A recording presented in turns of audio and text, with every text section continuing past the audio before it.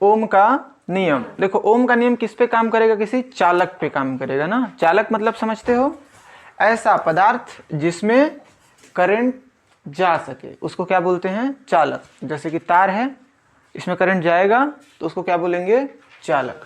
चालक के भौतिक अवस्था में परिवर्तन ना हो तो उसका जो विभव होता है ना, या विभवांतर, क्या चीज, विभवांतर, धारा के क्या होता है, समानुपाती होता है। तो विभवांतर को किससे प्रदर्शित करते हैं, V से, और धारा को किससे प्रदर्शित करते हैं, I से। तो V समानुपाती I। अब समानुपाती को हटाएंगे तो क्या लगाना पड़ेगा, कोई ना कोई स्थिरांक लगाना पड़ेगा। तो V बराबर क्या हो जाता है, RI। I इधर गुणे में है, इधर आएगा तो किस में आ जाएगा, तो V बटा I बराबर कितना हो जाएगा, R। देखो यही होता है ओम का नियम का सूत्र, यही है ओम के नियम का, हाँ। तो ओम का नियम यहाँ से हो जाता है समाप्त। अब ओम के नियम के द्वारा क्या पढ़ेंगे हम लोग, प्रतिरोधों का संयोजन। ओम का नियम समाप्त होने के बाद पढ़ेंगे प्रतिरोधों का संयोजन। संयोजन मतलब होता है प्रतिरोधों को जोड़ना। यहाँ पे जोड़े हैं ना, 1 2 3 प्रतिरोध को जोड़े हैं इसी को बोला जाता है प्रतिरोधों का संयोजन। 2 प्रकार से होता है प्रतिरोधों का संयोजन, एक होता है श्रेणी क्रम में और एक होता है समांतर क्रम में। श्रेणी क्रम में क्या होता है, देखो लाइन लगते हो आप लोग प्रार्थना में, एक बच्चे के पीछे दूसरा, दूसरे के पीछे तीसरा, तीसरे के चौथा, पांचवा, इसको श्रेणी क्रम बोला जाता है। इसको क्या बोला जाता है, जबकि 1 लाइन, 2 लाइन, 3 लाइन, 4 लाइन, ऐसे लाइन भी होता है ना, उसको बोला जाता है समांतर क्रम। उसको क्या बोला जाएगा, यहाँ पे है एक के बाद दूसरा, दूसरे के बाद तीसरा, तो इसको क्या बोला जाएगा, श्रेणी क्रम। तो श्रेणी क्रम में जोड़ने के लिए 3 प्रतिरोधों को एक ही लाइन में, कितने लाइन में, एक ही लाइन में जोड़ देते हैं। ये पहला प्रतिरोध है और ये अंतिम प्रतिरोध है। तो पहले प्रतिरोध और अंतिम प्रतिरोध के बीच में एक बैटरी, एक कुंजी या स्विच, इसको स्विच भी बोलते हैं, तो एक कुंजी या एक स्विच, और एक अमीटर, धारा का मापन करने के लिए अमीटर जोड़ देते हैं। इसमें आप ध्यान दिए होगे तो R1 R2 R3 तो हुआ, V1 V2 V3 भी हुआ, क्या नहीं बदला, धारा नहीं बदला। धारा यहाँ भी I है, धारा यहाँ भी I है, और धारा I बदला क्या, नहीं बदला ना। अब देखो ओम के नियम से, किसके नियम से,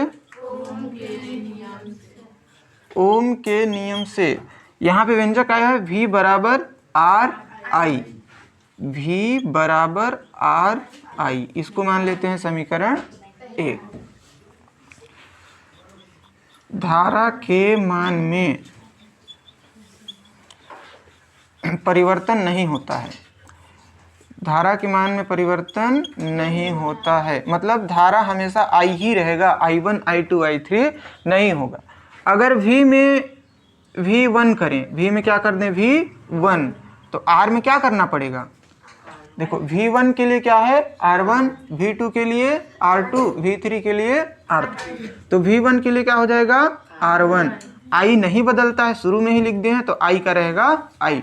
V2 के लिए R2I, और V3 के लिए क्या हो जाएगा R3 और I। माना कि विभव 3 भागों में बंट रहा है, कितने भागों में बंट रहा है, 3।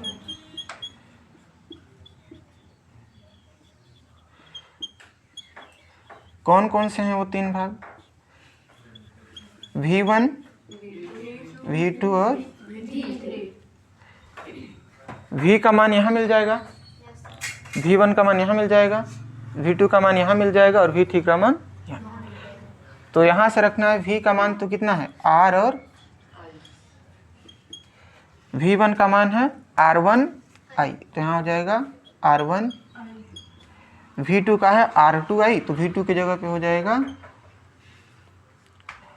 R2I, और V3 का है R3I, तो यहाँ पे हो जाएगा R3। अब इन सब को ज़्यादा गौर से देखेंगे तो यहाँ भी आई है, यहाँ भी आई है और यहाँ भी आई है, तीनों जगह आई है ना। तो गणित में कॉमन लेते हैं, तो यहाँ भी ले लेंगे कॉमन, आई को ले लिए इस साइड कॉमन, यहाँ भी आई ले है, यहाँ भी आई है, यहाँ भी आई है, तो आई को ले लिए कॉमन। तो शुरू में क्या बचा R1, इसमें R2 और इसमें R3, तो R1 plus R2 plus R3, आई से आई कट गया, तो R बराबर कितना आया, R1 plus R2 plus R3। यही होता है श्रेणी क्रम में संयोजन के लिए व्यंजक। यही है श्रेणी क्रम संयोजन का व्यंजक। ये हुआ समाप्त। एक बार फिर से देखते हैं। श्रेणी क्रम संयोजन में थोड़ा सा हिंदी लिखना पड़ेगा आपको, और हिंदी क्या लिखना है, जो चित्र में आप समझ पा रहे हो वही चीज लिखना है। चित्र याद है तो ये पूरा सवाल बन जाएगा। चित्र में क्या है, 3 प्रतिरोध हैं, R1, R2, R3, तीनों प्रतिरोधों को एक लाइन से जोड़ दिए हैं। पहले तथा अंतिम प्रतिरोध के बीच में बैटरी है, एक कुंजी है और अमीटर है। अब बैटरी है तो धारा तो चलेगा, तो जब धारा चलेगा तो विभव भी उत्पन्न होगा। तो R1 का विभव V1, R2 का विभव V2, R3 का विभव V3 है। ओम के नियम से V बराबर कितना होता है, RI। यहाँ पे है ना ओम का नियम, V बराबर RI, तो V बराबर कितना हो जाएगा, RI। देखो 3 चीजें हैं, V1 है, V2 है और V3 है। तो V1 के लिए R1, V2 के लिए R2, V3 के लिए R3। देखो इसमें आ जाएगा R1, R2 और R3। अब विभव 3 भागों में बंट रहा है, 1, 2 और 3। तो 1 यहाँ से मिल जाएगा, 2 यहाँ से और 3 यहाँ से, मान रख दिए। अब इसको गौर से देखेंगे तो यहाँ भी आई है, यहाँ भी आई है, यहाँ भी आई है, आई को ले लिए हैं कॉमन, बराबर के आर पार है तो कट गए, इसका बचा R और इसका जो ब्रैकेट में है वो बचा। यही होता है श्रेणी क्रम में संयोजन के लिए व्यंजक। चलो लिखो।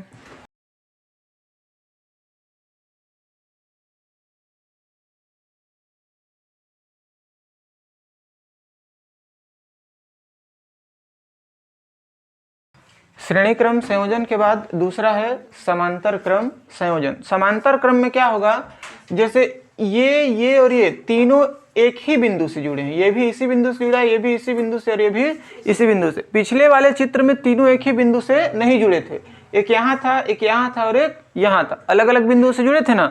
जबकि ये तीनों का एक साइड एक बिंदु से और दूसरा साइड दूसरे बिंदु से जुड़ा हुआ है।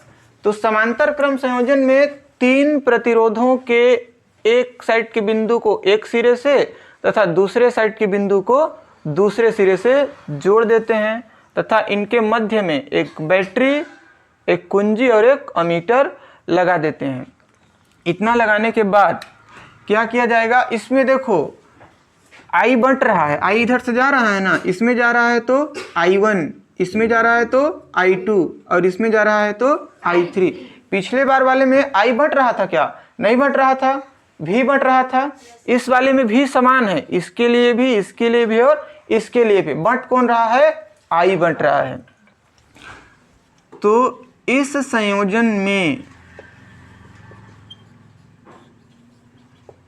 विभव भी तीनों में समान होता है।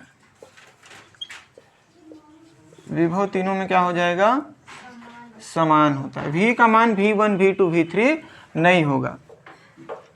I बंट रहा है, I क्या हो रहा है, बंट रहा है। अतः I कितने भागों में बंट रहा है, 3। कौन कौन सा, I1, I2 प्लस I3। इसको मान लेते हैं समीकरण 1। ओम का नियम तो पता ही है, तो ओम के नियम से V बराबर क्या होता है, RI। ऐसा था ओम के नियम में। अब I, R इधर किस में है, गुणे में है, इधर आएगा तो किस में आ जाएगा, तो V बटे कितना हो जाएगा, R बराबर कितना हो जाएगा, I। अगर हम I में 1 लगाएं, I में कितना लगाएं, 1 लगाएं, तो V बटा R में भी कितना लग जाएगा। अगर I में हम 2 लगाएं तो v तो सेम रहेगा, r में कितना लग जाएगा, अगर i में 3 लगाएं तो v बटा r, ठीक है, 1 2 3 तीनों का मान आ गया। समीकरण 1 में रख देंगे मान, तो लिखेंगे समीकरण 1 में मान रखने पर, एकदम ध्यान से देखना। तो देखो यहाँ पे समीकरण 1 में i है, i के जगह पे ये वाला i का मान रखना है, कितना है, v बटा, तो इस i के जगह पे क्या हो जाएगा, v बटा r। i1 के जगह पे कितना रखना है, v बटा,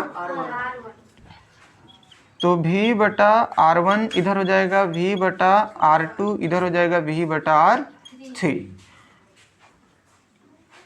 v एक जैसे हैं तो कट जाएंगे, तो इधर कितना बचेगा, 1 बटा r, इधर 1 बटा r1, इधर 1 बटा r2, इधर 1 बटा r3।